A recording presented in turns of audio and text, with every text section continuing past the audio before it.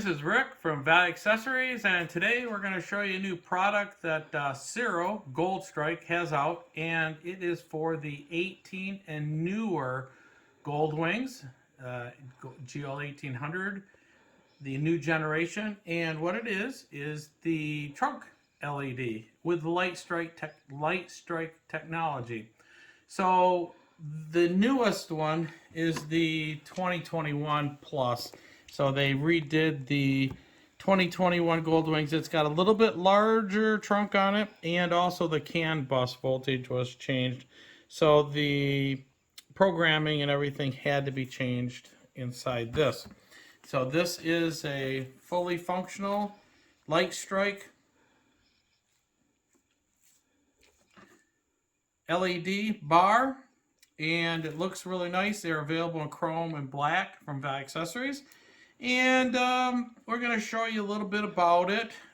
So the first thing we'll show you is to install this, you are going to need the plug and play kit.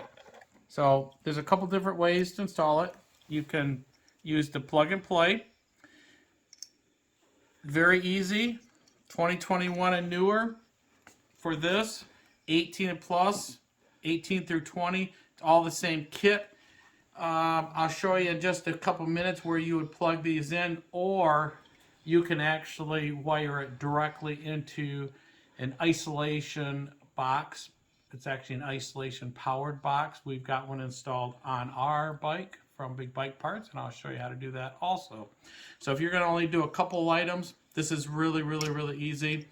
If you want to go get a little bit more detailed in your installation, we can go there also. So this installs, we'll show you a little bit about the installation. 3M tape, put it on, it's on there for good. Work really nice. So the first thing we're gonna do, I'll show you a couple things. You're gonna go and want to take your seat off, and we'll come back to the instructions in just a minute. But I want to show you something. Everybody has problems with their seats. I would strongly suggest getting replacement bolts, tapered bolts. It allows you to line it up easier. Just do it. Don't even worry about the $10 or $12 for the bolts. Also, for your Gold Wings, use an Allen wrench with a long handle. Do not use something with a socket or something on it, because when you're putting this back in, your handle would be right by the seat, and you would not be able to get it straight. So just keep that in mind. Don't even go there. When you're putting it back in, eyeball this thing. Make sure that it's all lined up before you try and put the bolt in. So you see the seat, see it lined up, and it's going to push really hard. Also, when you take this apart, take the bolts out, you're going to go here. It's going to come out of there kind of hard. You got to kind of pull both sides, snap it right out. Then it'll come out of there's a couple of slots here. Just goes up. You're going to pull it up, unhook your heated seat over here, pull it up out of there. No problem whatsoever. So that gets you going on that. So the next thing I'm going to show you is we're going to start it up. Turn the electrical ignition on before because we're going to show you how a little bit of the install. I'm going to take I have the backrest installed right now just so you can get a good idea of what this looks like as a whole. We'll take that back off to show you the wiring and exactly how you get it on there. So let me turn it on. You're going to see a sequence. It's really cool. There's multiple startup sequences you can choose from. So take a look.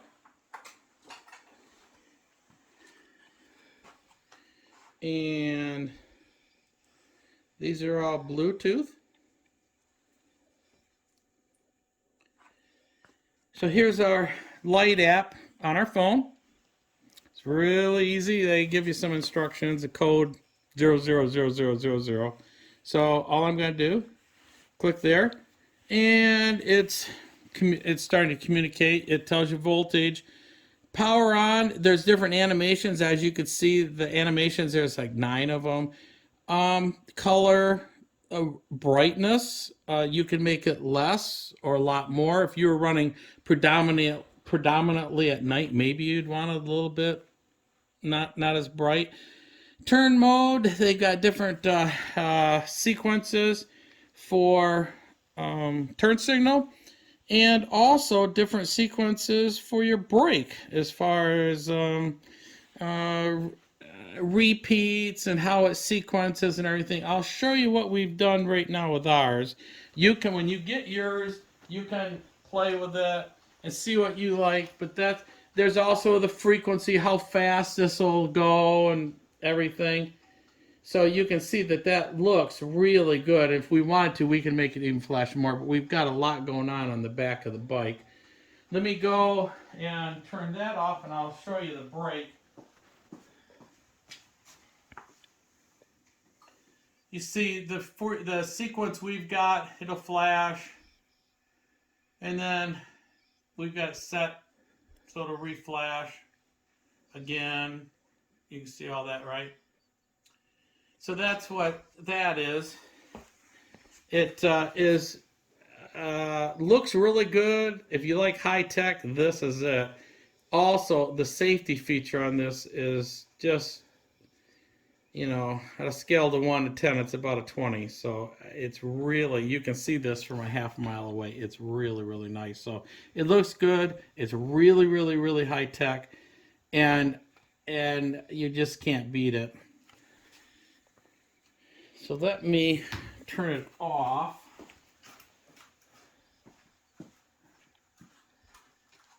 So we're going to show you. So now you've got a look at it. I'm going to show you a little bit about installing. We're going to try and speed this up just a little bit. I've put the back on with 2 screws right now, and we'll take it off real quick because I wanted to show you the wiring back here, the cabling, and we'll just give you a little bit of an idea of what we're doing here. Anyone with medium mechanical, electrical skills can do this. Should not be a problem at all. I just took the backrest off. So what you would do, we'll bring it around here. So the first thing you're going to do after you get your seat and everything off, we've got some really good installation instructions, and it's even color coded.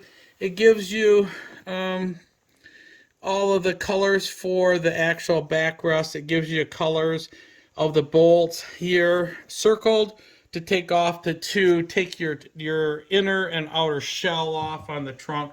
So right now you would go and you see these 3 bolts here on each side.